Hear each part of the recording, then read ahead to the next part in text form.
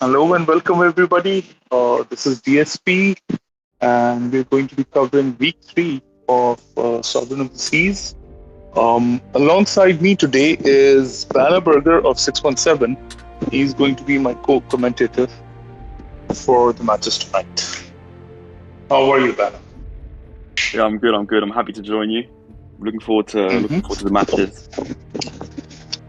Right. So, I believe last week was the first time you played in this tournament. What was the experience like, man?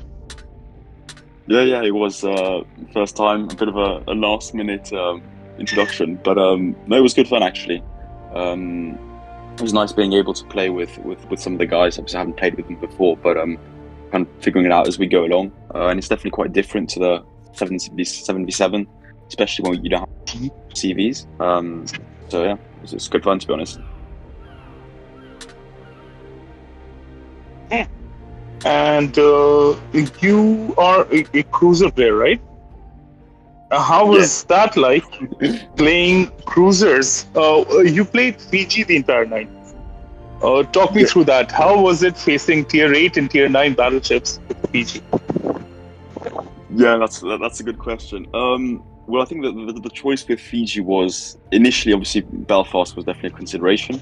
But obviously, I didn't have a Belfast, so it was then between Shores and Fiji. I think you can make a case for either. But overall, I decided to pick Fiji just because I felt because the map was Golden Channel, it was a bit more close range, so I felt Fiji had a bit of an advantage there, and also more importantly, the smoke was, I think, essential for to help with the BBs. In terms of different tiers, I'll be honest, I didn't really feel it too much. It's simply in the sense that you're not uh, you're not expected to withstand, punishment from BBs anyway in a cruiser. So even if a salvo does slightly more damage to you, I mean, you're not expected to withstand that. And at the same time, you're not expected to do tons of damage per salvo to BB. So I didn't feel too much of a problem there. But yeah, And you were lucky last week. You didn't have to face any Marco Polos or any of those things, right? And I that would have don't think been so. an entirely different experience for you. It could have been, yeah. I do think that All especially right, with some Brandon, of let me invite go for it. you. And let me. Okay. So,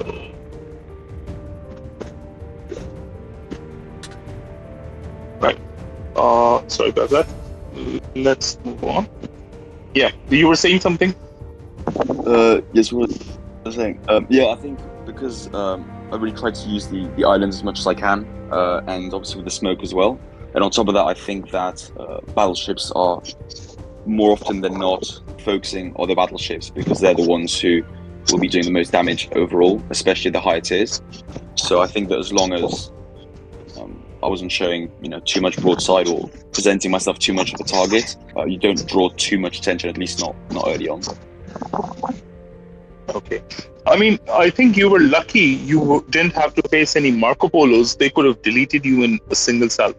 Uh, I bring that up because I see Storm playing the Marco Polo right now. You'll see how OP that ship is, especially because I know Storm is running Cincinnati with the SAP Plus rounds, and those do massive damage to everything, and they never overpen. Okay, I definitely would not have liked to be on the receiving end of that one then. So we see two tough teams up against each other. UKRF Bananas with Grocer Brooder, Storm, Mute, and WG, who's from Tax, facing off against Sales. Now, I will occasionally call them Lords in my hurry because these guys used to be in Lords. Now they've combined with Seeds to form Sales. So everyone who's watching, please forgive me for my mistake. All right, we're underway. How do you see this one playing out? Interesting. Same same 2 BBs, 1 cruiser, 1 DD for both teams. I'm interested to see how they're going to handle it.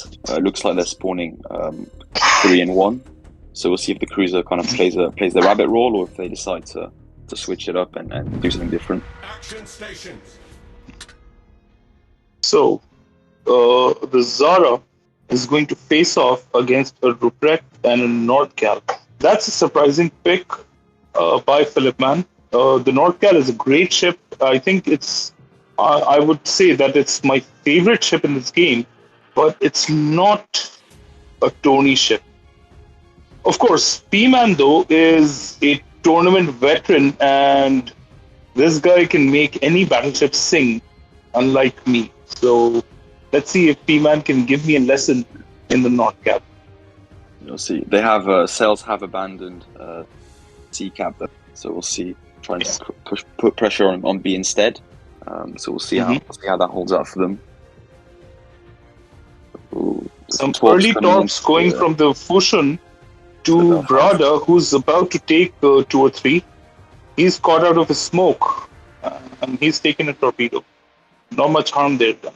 Oh, and there's torps coming in on UKRF as well from into B. But it looks like they've managed to dodge them. Now, we see Grosser Bruder running away from the Prince Ruprecht, as he should. There's nothing that he can do to the Ruprecht except for maybe scratching the paint on that one. So, yeah, the only thing he can do is keep him distracted. And to be honest, because of the way the islands are set up in this game, the Marco Polo is actually quite hidden by the island. So he's actually going to not have to worry too much about the Ruprecht for a while. Yeah. WG taking C-Cap, but he's being a little isolated there. I wonder whether he will back up the fight at B, or whether he intends to go around and engage Philip Mann, who's being targeted, who's going to start running. Will he engage Philip Mann in a close-up duel? That's where the Bismarck shines. Looks like the Marco Polo as well is joining up on hitting Philip Mann there, but he's withdrawing. So we'll see how that holds. So the Marco Polo has a secret weapon up his sleeve. He has access to spotter planes, which you can see flying overhead. That means he gets the elevated view plus increased range, so he can still reach out and hit P-Man, even though P-Man is beyond normal targeting range. Yeah, I was about to say as well, I'd like to see the Belfast push in to take B, and it looks like that's what they've done. They're protected by the islands. They need to watch out for those torps there. Yeah, the Vastros will spot the torps, and Brada can back away. The Vastros is immune to those deep water torpedoes, and they go sailing by without doing anything. Captain Salami has been pushed out by the combined firepower of the Vastros and Belfast, and the torpedoes from the Ruprecht have found the target on Storm, who's engaged in a close-up duel. That's not what the Marco Polo is built for, but it's still something that the Marco Polo can do. I love that ship. Yeah, he's in a bit of trouble there, because I'm probably going to see the Belfast try and hop in and help out there. So he's going to need to try and withdraw. He is being helped by the Zara, but there's a limited amount you can do. Zara can't do much against a tier 9 battlecruiser, but if you see, Gnafron has lost a chunk of health to the Marco, and he's delivered a lot of punishment in return as well. 2 more torps landed on Stormbird. He's under severe pressure, and I think P-Man will jump back into the fight again. Possibly. He's being chased by the Bismarck. Yeah. Both sales BBs are low, but these guys have the experience to play with low health ships and still keep standing. And they've got, most importantly, they've got the cap advantage, and it doesn't look like they're going to lose that anytime soon with Belfast and Vasteras both holding. With the Zara pushing in now to try and force them out. There goes the smoke by Brada. That means he controls this cap at least for the next 30 seconds. Will that be enough, though? Yeah. Less than 2 minutes left, so the UKRF need to get a kill. Hopefully the WG can try and do something on some of those low health BVs. Mm-hmm. Looks like we might take some torps.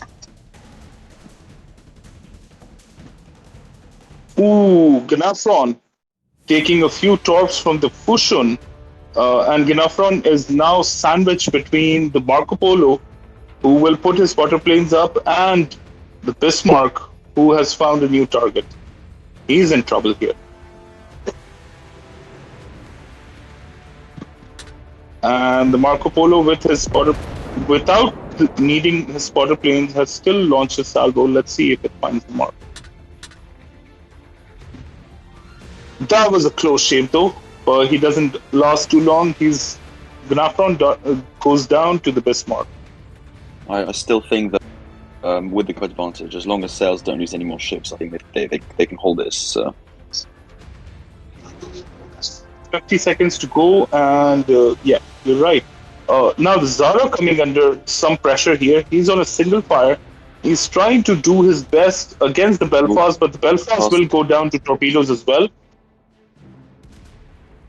Now, I think the equation has flipped completely. Can the Zara stay alive? That's the question. I think he can. He has the Marco Polo in support, and Louis will not try to take on a Marco Polo in a fight, because that's what a Marco Polo can do. Even a missed salvo took out 15% of his health. It looks like UKRF take this one, but it was very close. It was a close shave.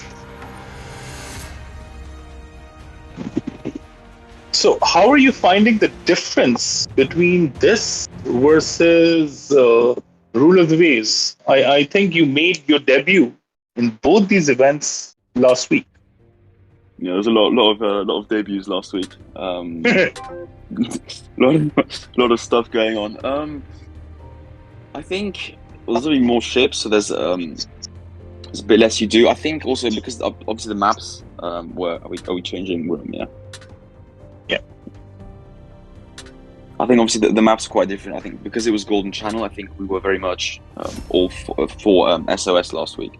We were very much all forced together, so it very much felt like a 4v4, like you would, for example, if you're holding one flank in a 7v7 or whatever it is. So I think it's quite different to what we're seeing here today, where ships are split up a little bit more. So I don't think I felt it perhaps as much as some of the other maps. Mm-hmm. Looks like we've got one of the windy teams coming up against Sails. Yeah, this is the main windy team. This is the team that has won this event a couple of times and have been runner-up a couple of times. So they have a lot of experience with this particular four battle. Looks like Sails stick with their lineup. Mm-hmm. And we see an Atlantic coming in. Jesus Christ, I hate that ship. I'm a battleship player and I still hate that ship.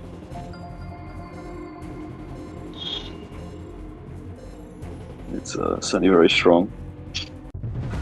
It is strong and it's boring to play and boring to play against. That's true. Now, Windy, we see an interesting tactic by Windy. They're ignoring CCAP completely. They know that they have the luxury of taking CCAP whenever they want. They're putting the bulk of their forces on B in a sort of a crossfire. Will they know that the cruiser is sticking off behind B? The enemy cruiser, the Belfast? They obviously can't see it, but they can predict based on experience. the early cap being contested by both Sails and Windy, the Fusion tucks up behind the island so he can avoid shots from the Belfast. And Torps as well. Mhm. Fan meanwhile sending off Torps towards the Repress in A. Actually, the battleships are moving over to camp behind B. Interesting choice by Fan to take the Shumfon, which is, I feel, a very, very delicate cruiser. One bad move from him will lose everything for Windy. Now, the Windy's main battleship, the Lepanto, getting targeted hard by Ganafron, and pretty soon he'll come under focus by the North Cal as well. Looks like Distortion getting forced out of B after taking quite a lot of fire from all three enemy ships it's sitting around B. So if Sails are smart, they can turn around and go put a ship in C and take a cheeky cap, which will basically mean that they've pretty much secured this win so early on. You've basically Points read are taking their in their mind. flavor. That's exactly what's happening. Now we see the Tlansko pushing in, trying to get something going. Louis getting hammered, and he's getting focused. I don't think he will be able to survive this. The Atlantico's secondaries and auto secondaries will take care of him. There you go. And now Blaze can put his ship into B and just out DPM the North Cal, and P-Man is in a position where he can't really escape. Backing away will mean that he's lost about 70% of his HP. The Atlantico is taking punishment from all three enemy ships, though. So yeah, they've figured out that they need to sacrifice the Atlantico, and I don't think Blaze minds that. As long as he takes down P-Man, that's all that matters. But he doesn't, and this has suddenly gotten very interesting. yeah, they will get 2 caps back in exchange.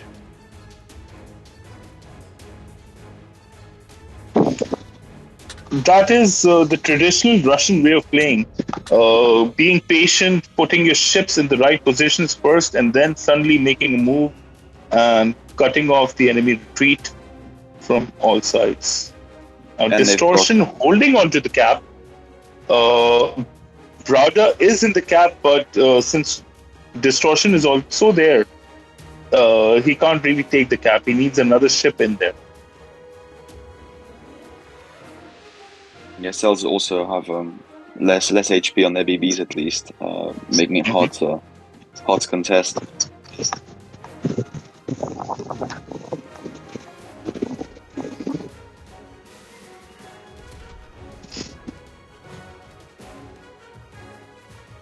Unless they can get something going, it looks like Windy might be able to win this one. The Shumfon's coming under fire now. Shumfon is coming under fire, but look at those torpedoes. Philip Man will take at least a few.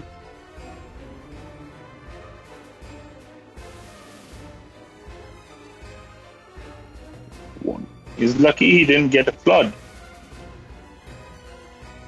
But I think there's also the problem of Sails taking the wrong ships for this fight. They certainly went for speed with their battlecruiser Ruprecht and the North Cal, but both of these ships have glass jaws. They can't really take a punch. And just because of the way that the map is designed with the big islands in B, it just makes it very difficult to push out, especially DDs, because they can just keep hiding and torping. I mean, yeah. Even in Rule of the Waves, we saw Philip Mann take the Mackinson, which was a ship that he said he felt comfortable with, but I disagreed with that ship choice. And today as well, much as I love P-Man and much as I love the North Cal, this is not really a ship that he should be playing. He has access to better ships. He should pick something different.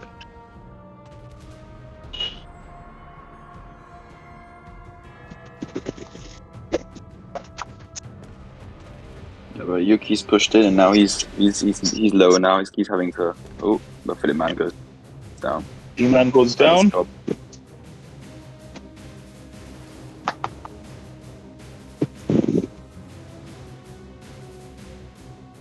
Now the Ruprecht might take some torpedoes if he is not careful. And I don't know how many. Can you predict how many he will take? 4? Yeah, it looks like it. Yeah. So I'd say very good swaps, even if the press. Yuki finally goes down, and they have the lead. Sails take this, despite all odds. Wow. In the dying few seconds, Sails managed to pull it off by getting a kill. I mean, that was back and forth. Really was. I don't know whether this was luck or judgment, but it worked out for them, eh? I think if you've lost that one, you say it's luck, and if you've won, you say it was all planned. All planned. Yeah, having played in the Lord's team for over a year, I can tell you there's a lot of screaming going on by Louis at this point. Okay, let me invite you for our next match. We have quite a series of matches going on tonight, so you'll be busy. That's good. 2 new teams, perfect.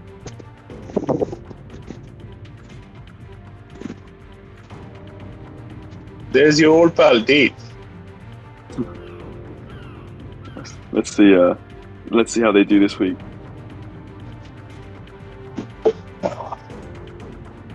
So they go for Atlantico as well. Actually, both teams going for Atlantico.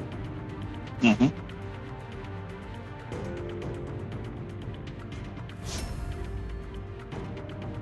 Let's go. This is a derby game. FRV and International Armada are very close allies. We have an FRV player. We have an Armada player playing on the FRV team. So this is pretty much a derby game.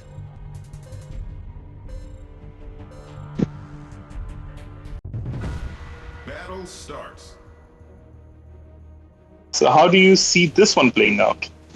Well, the first thing I'm seeing is Palisades going for A, whereas actually both ladies are actually going for the outside caps instead of B, as we've been seeing the last couple matches. So it's actually going to be quite interesting to see how it goes.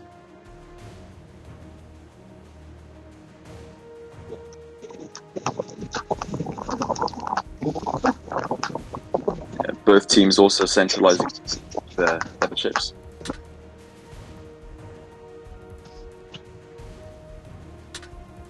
Now, an interesting choice by Kretschmer to take the Surrey, which is basically a poor man's Belfast.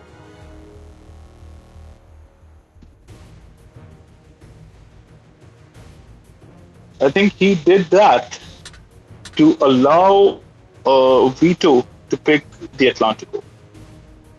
I think that's the reason he gave up a Belfast T7 is the Atlantico.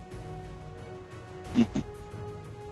I'm sure Big Dave is not very happy running the Freddy instead of his favorite Roma, but that also is a team decision. Now, you see Stanislaus, his positioning is beautiful. That gives him, some protection from torpedoes, and it also allows him to, stay in cover. He's had to back away because he's facing an Atlantico and a Ruprecht. Not a fight that you want to take in a Tier 7 cruiser. But now you see the Atlantico getting to work on the Prince Ruprecht, and the Atlantico has the armor to take down a Ruprecht in this fight. The Atlantico is also being backed up by Big Dave. He's going to bring his heavy guns to bear, and I think the Ruprecht will go down. They do want to be careful because you have a DD creeping up from C behind them. So we want to be careful not to walk into any traps, especially with all the islands around them. Both these ships have immense auto secondaries and secondaries. They can take down a tier 6 DD, no problem. Dauntless, also known as Payback, is suffering some heavy damage. He is almost down, but he's not out. And as predicted, the Ruprecht goes down to the big German battleship. Now it's up to Big Dave to motor away and disengage from that Atlantico, who is being spammed by Tan. But the interesting thing is, Armada haven't given up. Oh, and Freeze in a tier 6 DD takes down the Atlantico.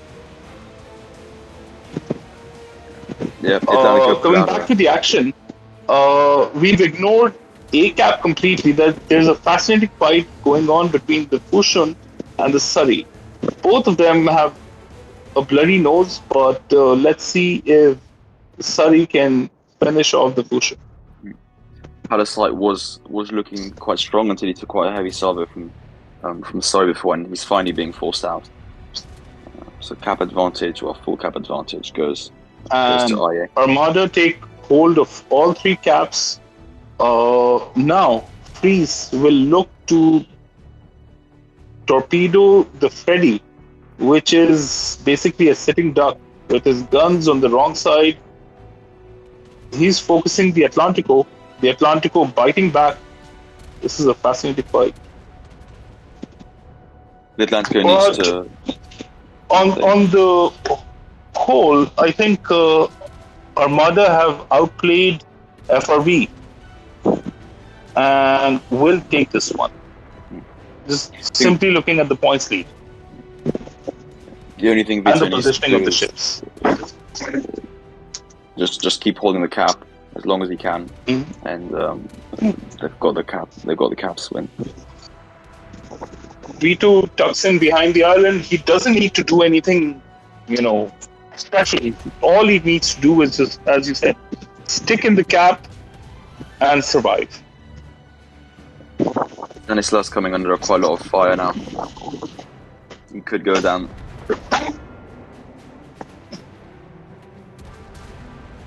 Oh yeah, poor Stan. Stuck in his Russian DDs.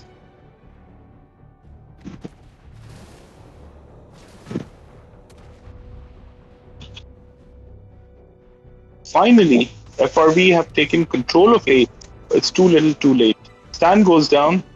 The Fushun Storps don't look too good. Actually, they do. They'll find their mark. At least 2 or 3 of them will. And Vito is on his last legs.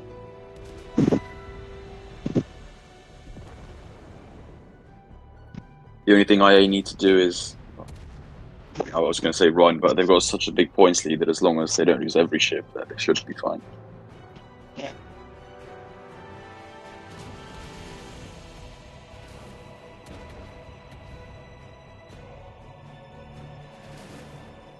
I'm sure Dave is raging in voice right now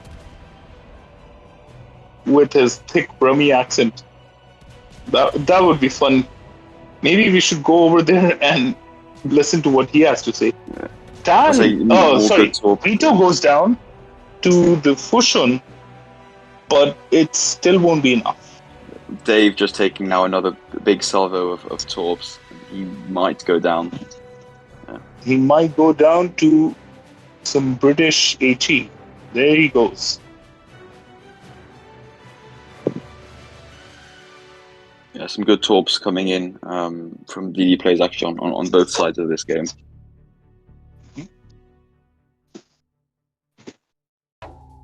Wonderfully done.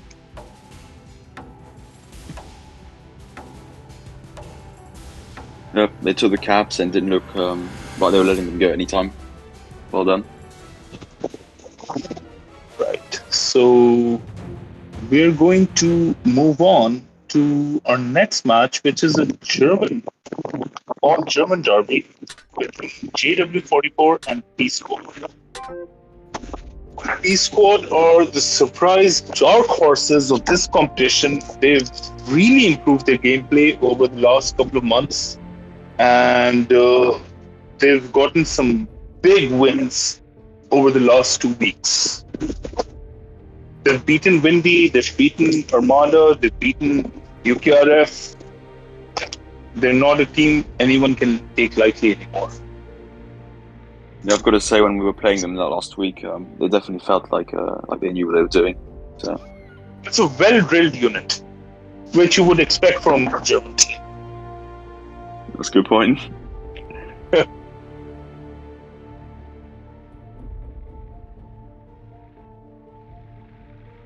We're still waiting for the next round to get going.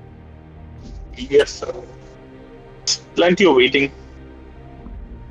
Yeah, no, but it's obviously this is the newest map, so it's quite nice to see the strategies coming in. Obviously, that third game there was quite different strategies from the previous two, but overall, it's quite interesting to see. There's like a bit of a battleship duel coming in into B, with then a cruiser against a DD over a 1 cap, and then just a bit of chaos everywhere, to be honest.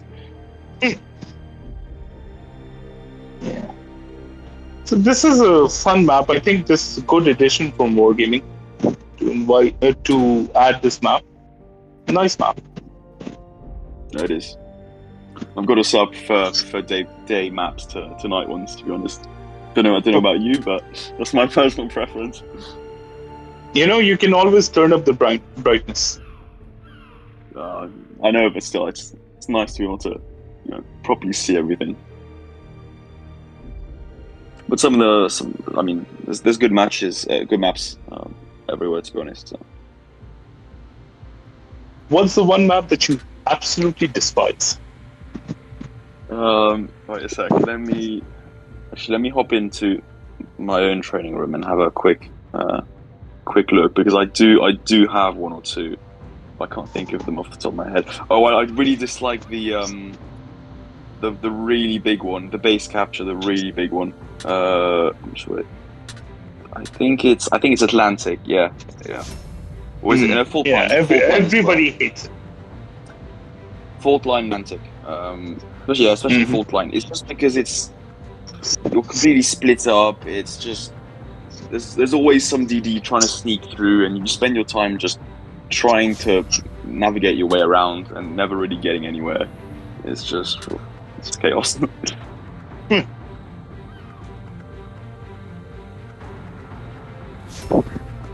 So we have an interesting lineup from JW44.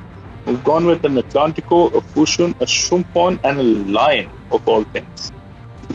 That's certainly a unique ship, and I think I will speak to Stormbird about giving this player some gold simply for the balls to play a Lion in a tournament match.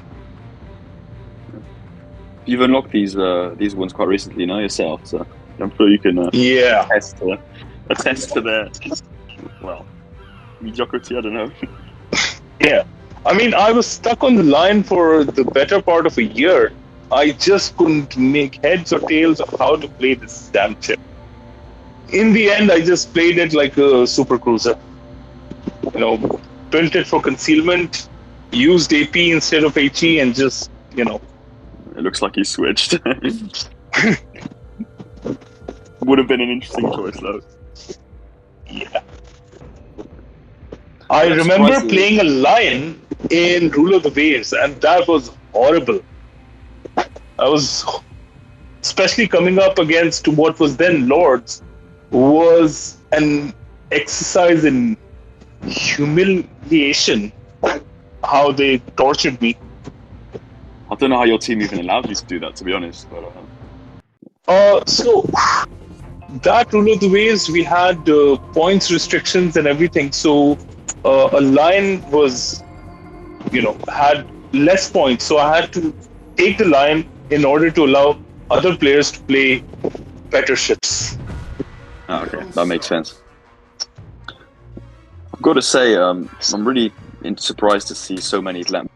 Well, not fully surprised because we all know how strong Atlantico is, but it's been the standout choice so far in these games. Yeah. Next month we're banning this damn ship from the competition. I don't mind that. Both teams looking to do the same thing, same strategy, actually, just kind of mirrored. Mm-hmm. So the fight will be between Mario of LGR, who's playing with JW44, up against Squin of P Squad. Let's see how this plays out. Yeah, I think the cruisers are just now starting to realize they were previously sitting out of cap, trying to wait for any battleships, and they've now realized that all the action is over in the center, and I'm going to quickly cap Now, in and move over to help. if you look at the torps launched by Sequin, they're going to catch that Ruprecht. Whatever torps the Ruprecht misses will go on and hit the Atlantico.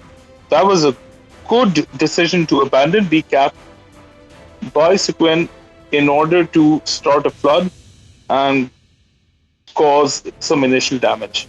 Now, some more torps, those slow torps coming in from Lustig in the Prince Ruprecht, they run out of steam, but the intention was there. B Squad taking a B cap and locking down B cap. Let's see if they can be dislodged. Those torps from the Fushun, they look good. They've been launched into that mass of ships, and they'll find some target or the other. Nice top dodge from P Squad. Actually, there. they don't find anything. Yeah. There were convenient battleship-sized holes in those torps.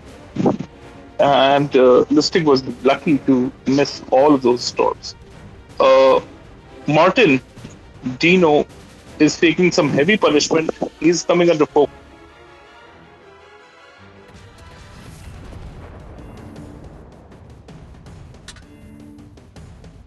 Yeah, you were saying earlier that they were well drilled, and we can see that here.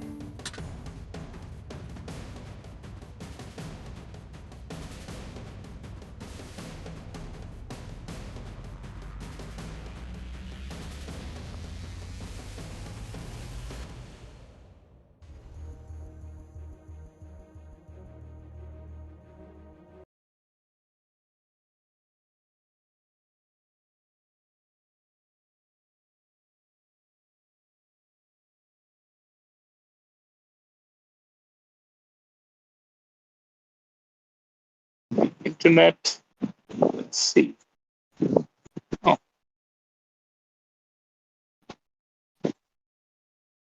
I'm fine. Banner was kicked out of this. Let's see if we can make it back. Anyway, so torpedoes going every which way.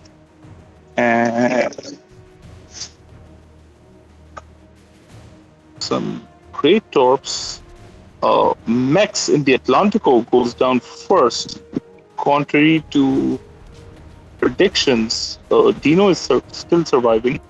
Mex has gone down.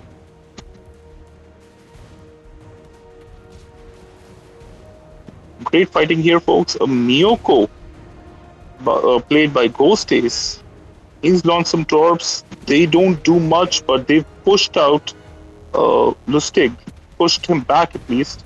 Romata will take those torps, though, causes a flood. He controls it, not much harm done.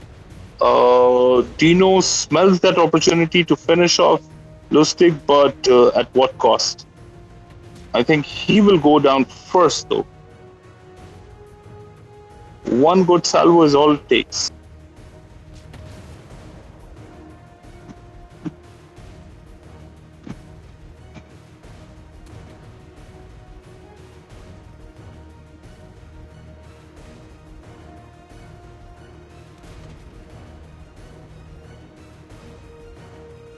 Mystic does go down, but Red Team E-Squad is in control of all three caps. Romata with nearly full health, engaging the Ruprecht, and he won't mind those torps as long as he can finish the job on the Ruprecht. The Ruprecht using the island cover beautifully, but to no avail. I think we can give this one to Peace Squad, folks. Meanwhile, this fascinating duel between Squin and Mario with a Miyoko for backup. Nice drop evasion there. Action packed. Wolf now stepping in to help Squin. Not enough, but now he can get to work on Ghostface, finish him off, and move in to take down the potion as well. Keep motoring forward, Wolf, and you should be fine. You have better guns, I believe.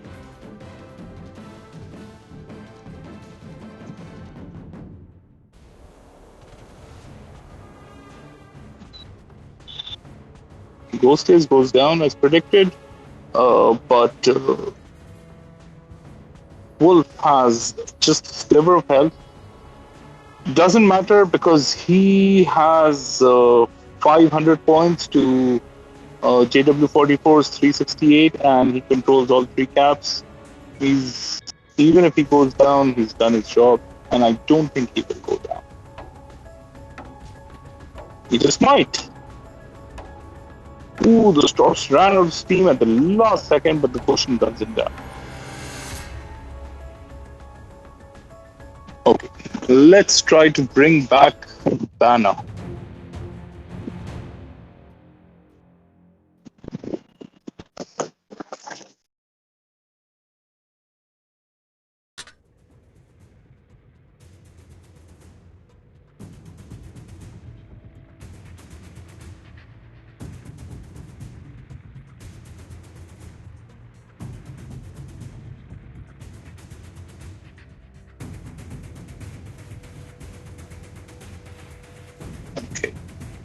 So Bana was kicked out of voice. Let's see if we can.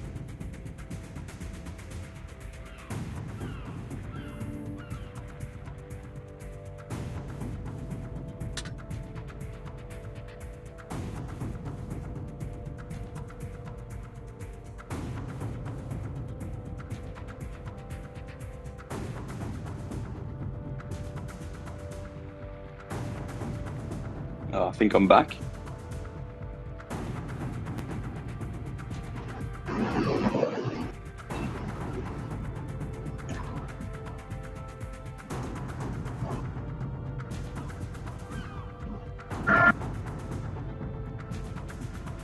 Good to have you back, Bana. Yeah, good to have you back. I wasn't on voice, but I could, still watching the game. I don't know what you recapped from it, but I think. Hang on a minute. What you said before. My headphones are screwed up. Sorry about that, folks. Everything that can go wrong will go wrong in a live stream.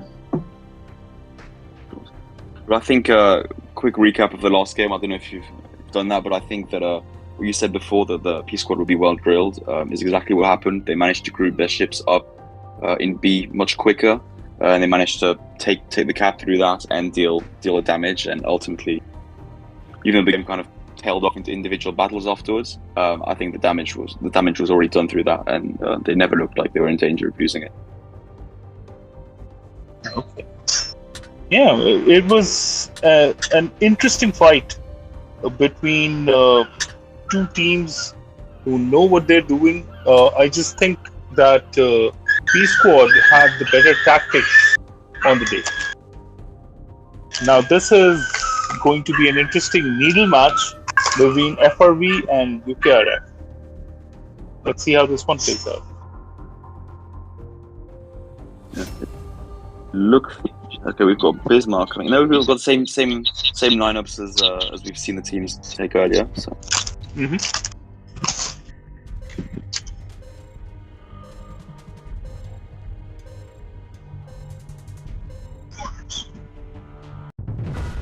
General quarters. Okay, opposite tactics coming in. Those cruisers on either side are in for a rough time. Yeah, that Zara is gonna love to see the Fusion coming in, but it's not gonna like to see it backed by two battleships. It's gonna need to be very, very careful.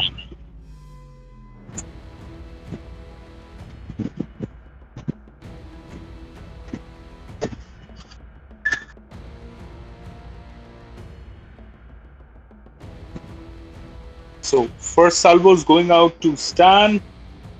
He is lucky to survive that without much in the way of punishment. I'm guessing Storm would like another bite at that one. Of course, I think they definitely realised the fight's going on further south, and so they're one's capping and one's going over to help in B. Oh, the Zara is getting nice shots coming in.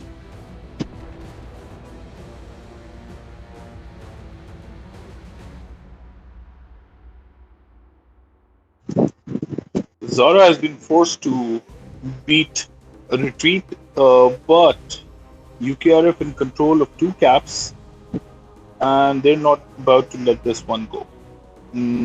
Stan has to keep running. He's in a cruiser that cannot take a hit, especially from those big guns on the Marco or the Bismarck.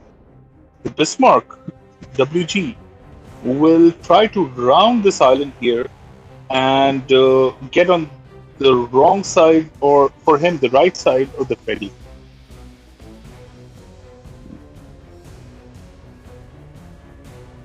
If he gets caught out there, it's going to be a rough one. He's not going to be able to push out much more forward because he's doing battered from the front as well. So we see Palasite making his way over to B now. Remember, folks, this is the team that finished second in Sovereign Seas a couple of months ago with this exact same lineup. So let's pull things back. Stan in a lot of trouble and being focused. He should go dark instead of firing his guns.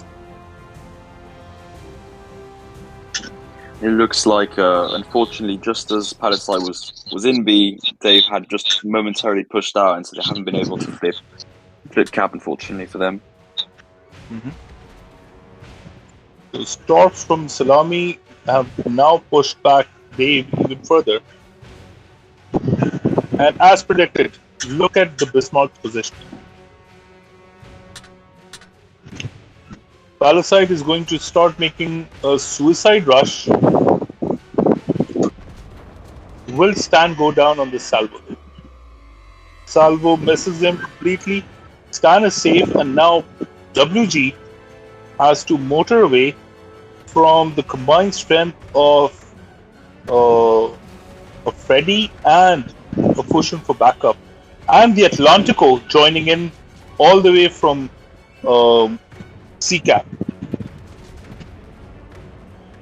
But he has done his job. He has distracted the team, pulled them away from B cap, and allowed the rest of the UKRF to hold the 2 caps. Okay. So a tactical battle here, rather than a slugfest.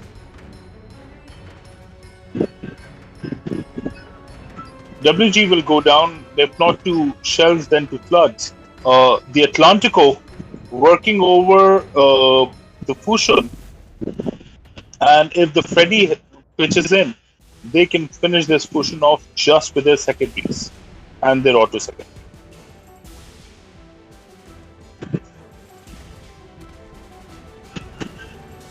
Yeah, the Zara as well, preventing Palasite from coming around the corner there. Dave takes a couple of drops, he doesn't mind, and he keeps going forward.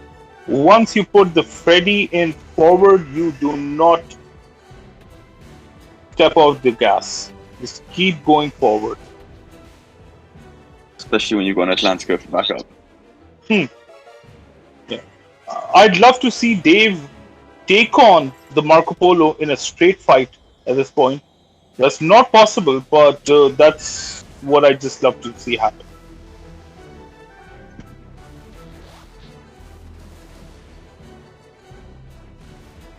Those torps from Parasite are going to push away that.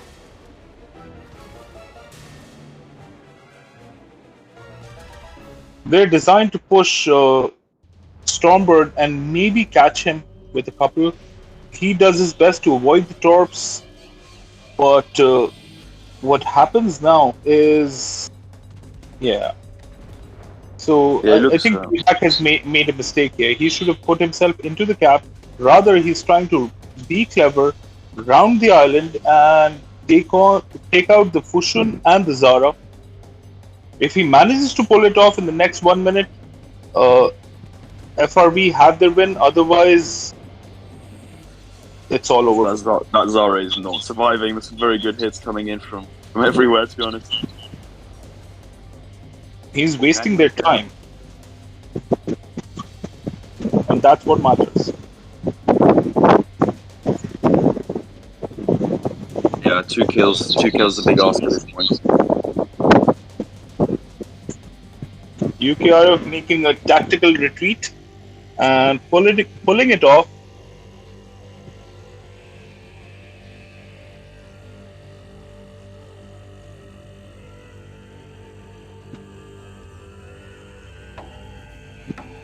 Those 2 kills were necessary, and unfortunately, FRB just couldn't get it done.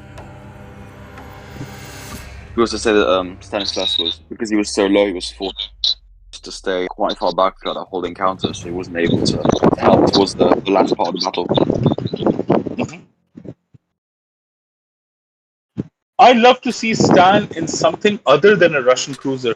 I've been watching this guy for the last 3 months, and all he's played are Russian cruisers. Well, I mean, they are quite good, to be honest. Do you like the potential? And also, because of the fighting abilities, that's really good for against high-level battleships. I like them, but I don't know whether they're the right choice for a 4v4 match. What would your pick be if your list of picks be? At tier 7, naturally I'd like him in a Belfast. If because of tactical choices that he's not taking a Belfast, I'd want him in something like a Zara or a Duca delle Ruzzi.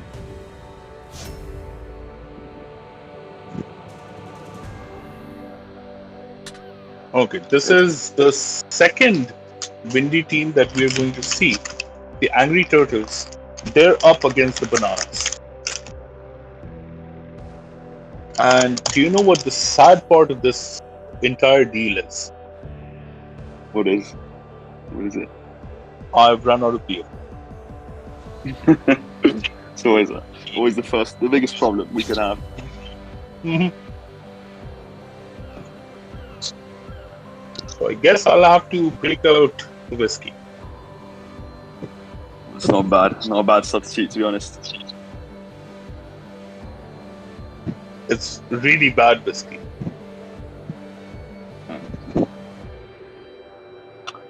I'm interested to see what ships Windy are going to bring.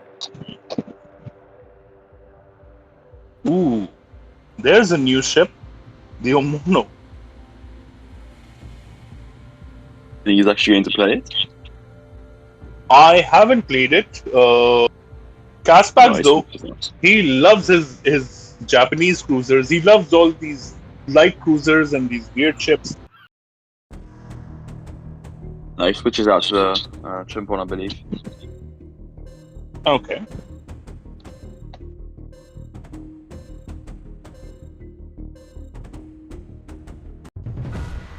Battle starts. Looks But like this you is can an arrest interesting one.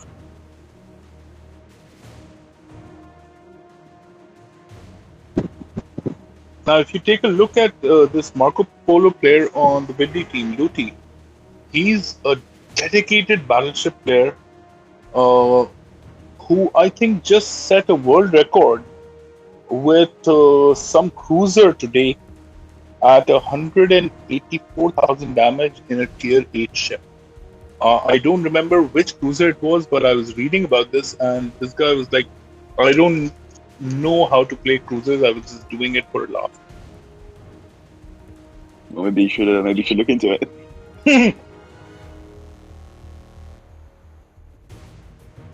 Right, the Zara, meanwhile, in C is going to quickly figure out that he's not needed there. Besides getting, and will quickly make his way back. We see Karsparks actually pushing very far wide. Yeah, Karsparks will not take the cap. He'll instead get on the wrong side of the Bismarck and start spamming torpedoes. What they want to do is, what Windy wants to do here is get this Bismarck in a crossfire between torpedoes and shell him out. Once they take him, then Karsparks will cap. Standard Russian tactics, they call it a bear trap.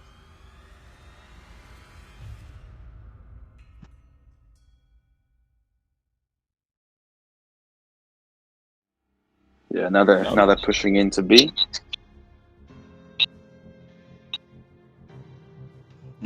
Now they're putting a ship.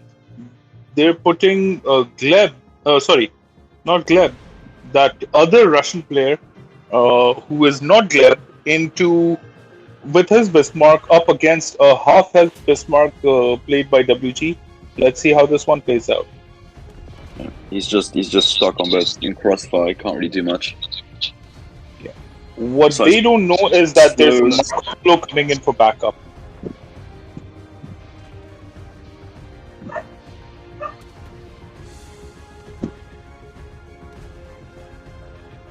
And now they go for the cap.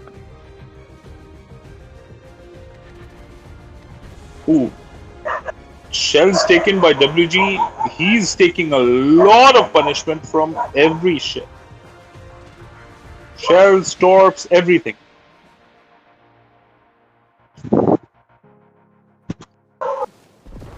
I think one more salvo from one of the battleships ought to do it.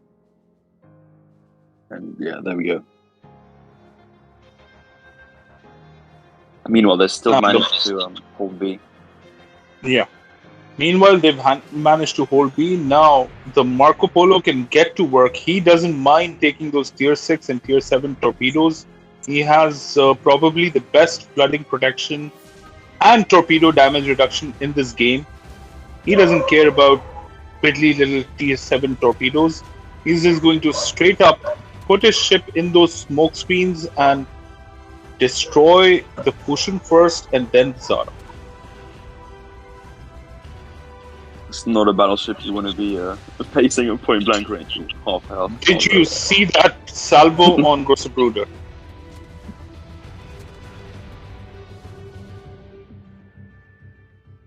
Yeah, he's not going to last very long.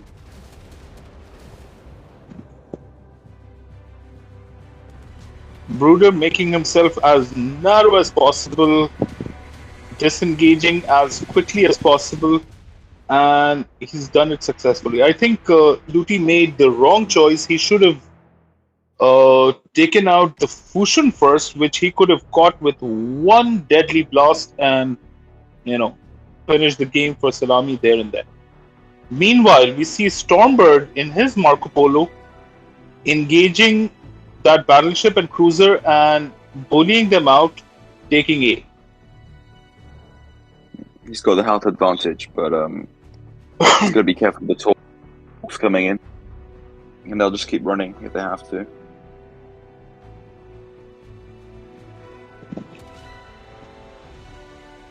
Now, Corbin Dallas chasing down Mute. They're both in Fusions. They both have identical speed. So I don't know if Corbin can chase him out. He probably can, there's only a limited amount of range for that. Bruder goes down.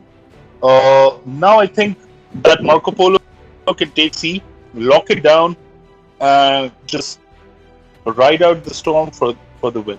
Meanwhile, Corbin doing his best to chase Captain Salami.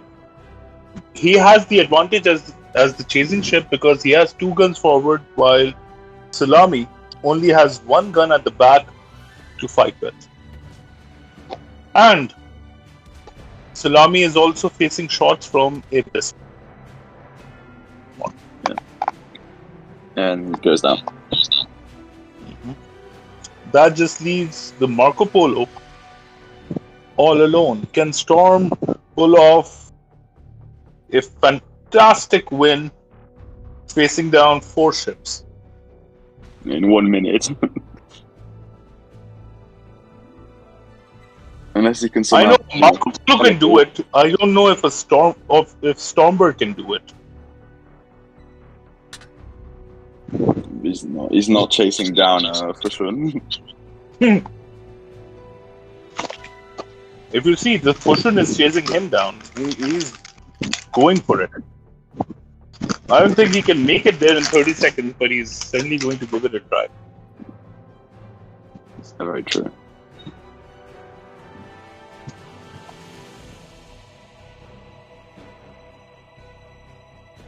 So, what did you think of Cashback's flanking maneuver there?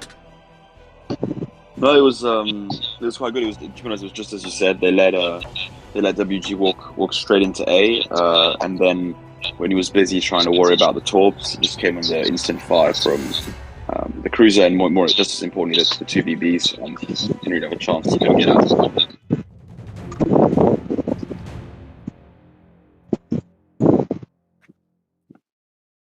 I've got to say the map as well, because of the islands.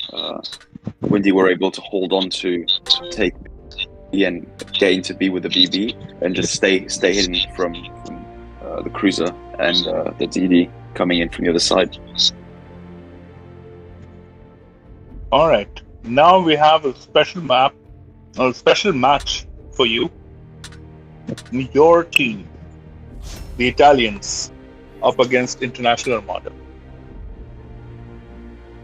So this was I remember this game from this matchup from last week. It's great fun. So hopefully we'll see some good action on both sides.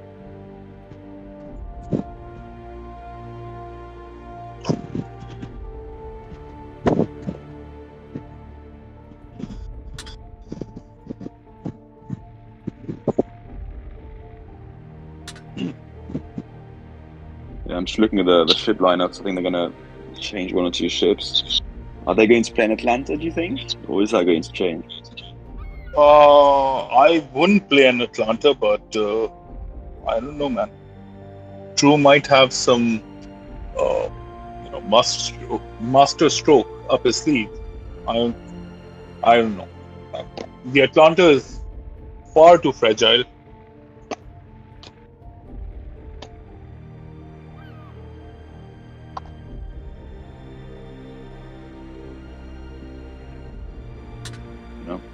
We've seen German BBs be quite used tonight. I mean, we saw that again last week. Definitely very good with close range and the ability to deal with DBs better than at least some other ships.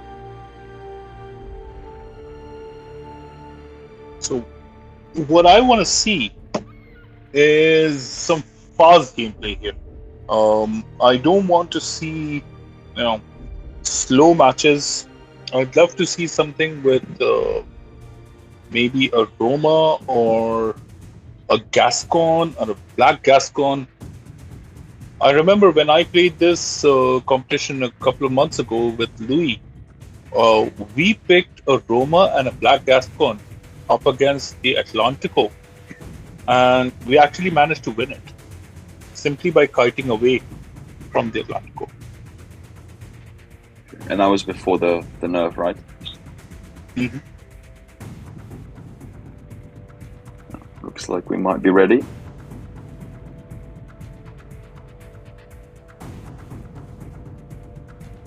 Yeah, again, Atlantico's we see an Icarus coming in.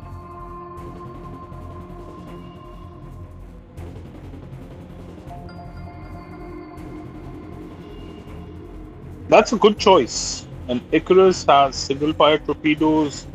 I believe it has sonar, and it has the advantage of Battle starts. great maneuverability.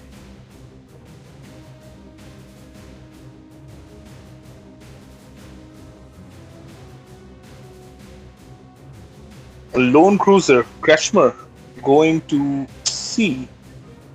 If he plays his cards cleverly, if he doesn't cap straight away, if he holds himself, he'll see the battleships off, and then he can cap C and get behind them possibly. It looks like he's doing just that. I don't know exactly what moment he's going to realize that he's alone there, but eventually he will make his way into C and try and hit the battleships. Now you see Tom with his 8 torpedoes. Those are sea mines rather than torps, but what they'll do is they'll push. There aren't any battleships, but they were designed to push the battleships away from this spot. I think all the ships have been spotted by this point. Friesen in a world of trouble here. He's facing an Icarus, he's facing the Ruprecht secondaries, the Atlantico's auto secondaries and secondaries, and he's he's gone. Pretty much gone. He's going to take out gun down, actually. No. So first blood to Serenissima. Yeah, and the Surrey hasn't even gone into the fight yet. That is the problem when that happens. You've got the flanking potential, but sometimes by the time you get there, it's just the game's over. Yeah, the Surrey isn't a flanking ship. It doesn't have the speed to flank. If they picked the Zara, that would have been a flanking ship. If they picked a French cruiser, that would have been a very good flanking ship, not Surrey.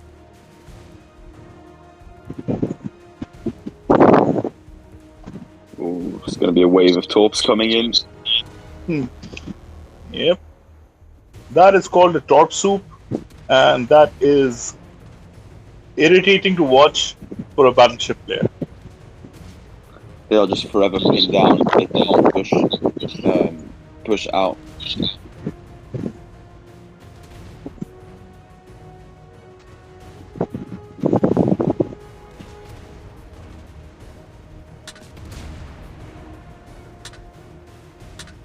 It looks like the Icarus is trying to go around behind them as well, and yes, that's not a fun time.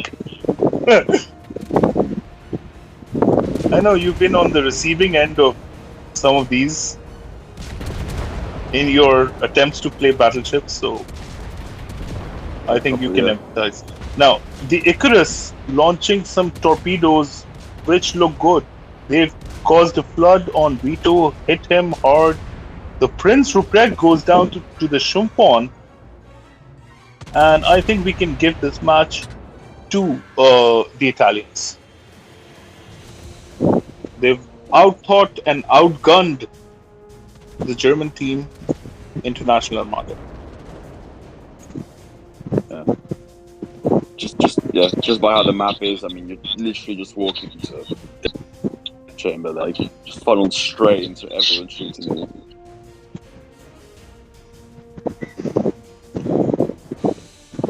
I'm guessing Kretschmer is not too happy with his team at the moment. Well, there's not much you can do anyway, so.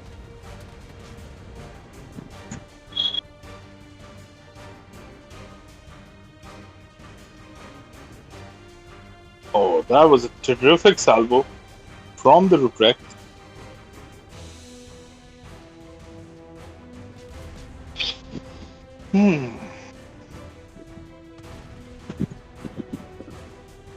This match is over quickly.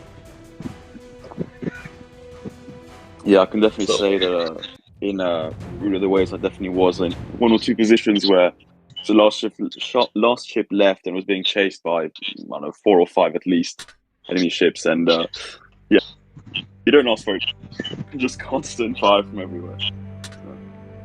okay, so we are going to have our last match of the night, and that's again a derby game between two teams from the same fleet. Angry Turtles versus Windy. It's going to be a good one, I reckon. Mm-hmm. Should be really good. Now, will they play similar strategies? Do you think, or will they switch it up? Angry Turtles will play the same. I don't know about the other team. They try to do new things every time. Do they train together for this event, or would they be training separately, do you think? They do train together. They do talk a lot with each other, but for all intents and purposes, they want to be as separate for this tournament, at least, as much as possible. Both of these teams are out to win this. It's for bragging rights. And there's no bigger match than fighting your own fleet mates. So. you narrow it. You forget everyone else. You just go for your fleet mate. That's the one you nailed. So.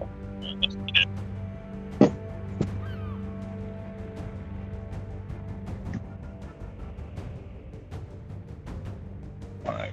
Stand by. I will just hop into Angry Turtle's voice and tell them to invite me.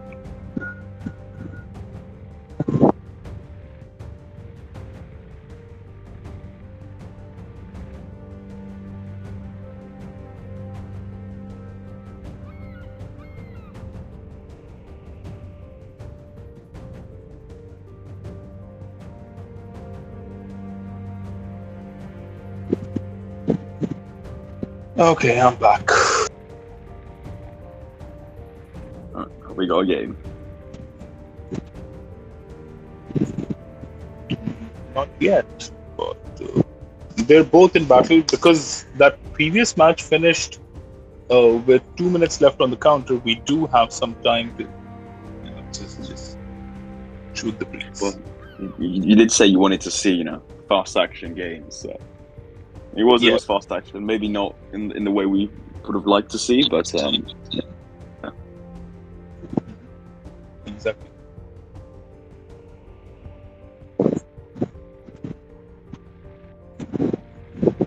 So next week is the finals of this, right? Yes, sir. Next week is the finals of this, and that will be elimination, double elimination. So pretty much like the Rule of the Waves format. Okay. I assume most teams will qualify through to that, and then see who makes it out at the end. So that is, for 8 teams, and this month, since we had only 8 registrations, no teams will be eliminated tonight. Everyone goes through.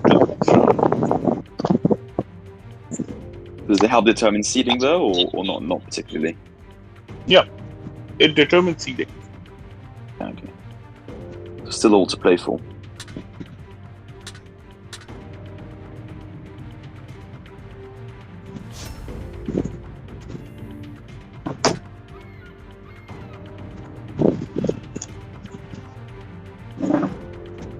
These two teams are the top 2 teams in this month's competition anyway. So I don't think they're too worried about seeding. They just want to win against each other. If that makes sense. Of course. There's a good chance they'll probably face each other next week anyway at some point. So this one's bragging rights mostly.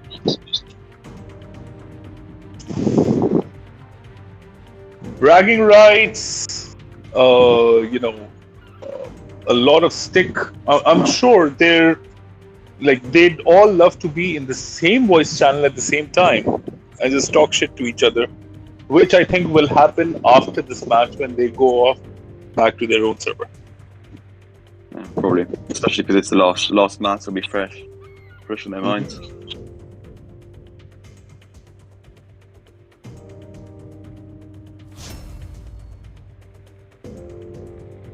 Also, I don't remember last week. Maybe you do, but this week we've seen the same ship composition lineup in terms of 2 BBs, 1 cruiser, 1 DD. I believe we might have had 2 DDs. I think from Tails and something last week. I don't know if we've seen that.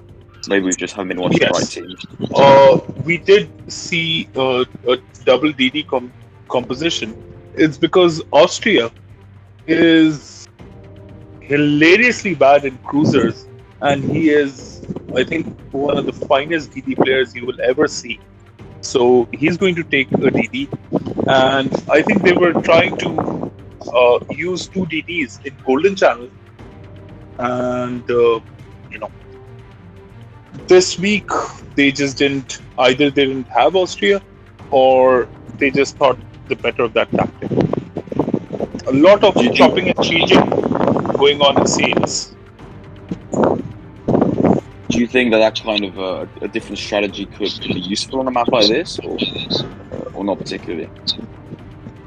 Yes, but I see some braver, ship combos. I'd like to see someone try a higher tier DD, maybe a Jutland, or maybe a Friesland. And let's see if they have an effect. As you were saying earlier, with 7 or a tier 6 DD, tier 8 or tier 9 battleships don't really think too highly of that. They don't mind taking a few torpedoes. Well, as you were saying earlier, with a potential lion cage, which never occurred, but seeing prizes, or at least some sort of reward in some sense for the interesting choices could be interesting to change it up. There are a few prizes up for grabs tonight.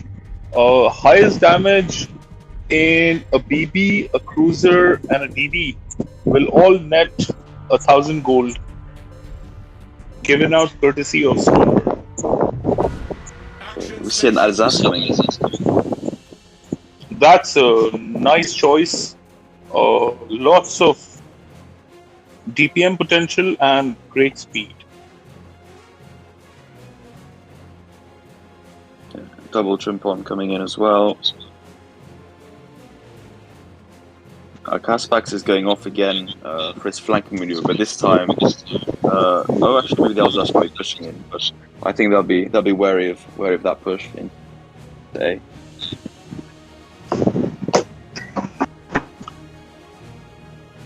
I'm going to keep an eye on the Alsace, simply because, it's a unique ship for this competition at least, and it has the potential to cause havoc by quickly being able to switch flanks.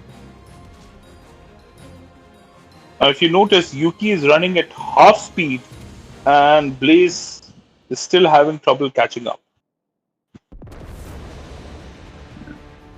I think they've realised or at least seen the flanking cruiser now. Will address that. Have they? I think Fan, meanwhile, pushing down towards sea, so he'll be out of the fight for a little bit. But maybe we'll see him try and move around and attack Marco Polo from behind.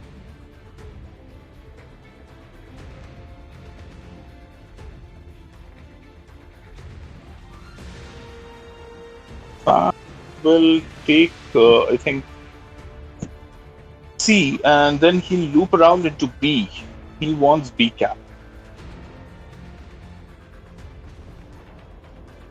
Meanwhile, Kaspax has launched some torpedoes. Yuki spots them at the right time and avoids them. That had the potential to be difficult.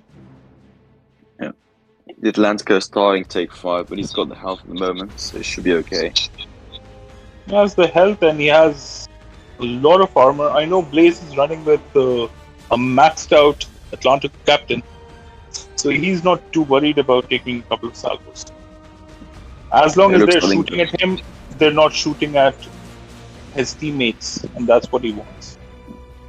Things are heating up again at B with both Fan and the Marco Polo pushing in at the same time, and now the DD's trying to come in as well. Those torpedoes, Corbin Dallas will just sit there and take them. They don't affect him at all.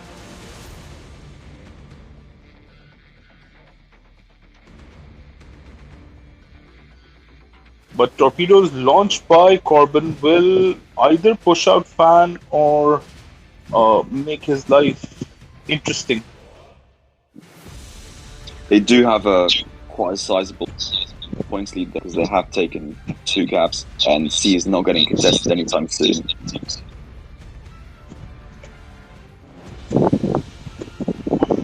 So Angry Turtles, I think, are on the back foot.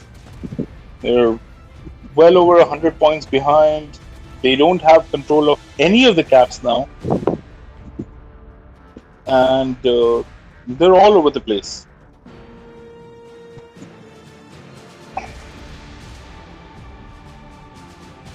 Blaze doing the right thing, using the island to protect himself, conserve his HP, and just, he doesn't need to be the hero here. He just needs to not die. They've done a good job alternating between the 2 BBs, which one's pushing forward and tanking, which one's pulling back, in order to make sure they distribute the health properly. Corbin goes down meanwhile, and I think we can give this to Windy. Turtles have lost another ship. The Shumfon goes down as well. Right on the flank, you can see him sinking. And, is too little too late for Luti and the Bismarck player to do anything much. Yeah. Now just the Bismarck player. Bragging rights go to Windy instead of Angry Turtles, and I think we can give this one to Windy safely. Yeah, it just looked to me like they were boxed in actually quite a bit. They didn't contest C, and so they got stuck behind B on the left side of B. They couldn't push into A properly because there were 2 BBs there. They just got caught in the middle of everything.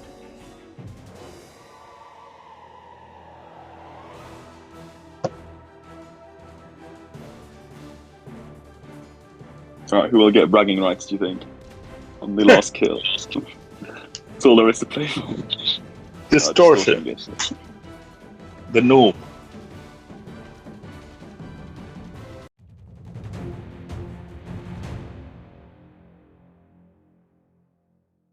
Alright, so that is what we have for this week. It was very interesting last second win that we saw against all odds from FRV, and some interesting fights, tactical play, and again, I can't thank you enough, Banner. Without you, I'd have been bored out of my mind. That's pleasure. Pleasure as always. What do you mean, as always? How many times have I asked you? Okay. I haven't commented, yeah, but it's always nice talking with you, watching some nice games, yeah. And I'm thinking back on which was the best game. We had quite a lot, but I think was it the second or third one? I think we saw quite a few swings each time. We were thinking it was going to go one way, and it swung back. So that was the best match of the evening. Yeah, I'd say so. Right. Let's conclude this stream, and thanks everybody for watching. Goodbye, and see you there next week.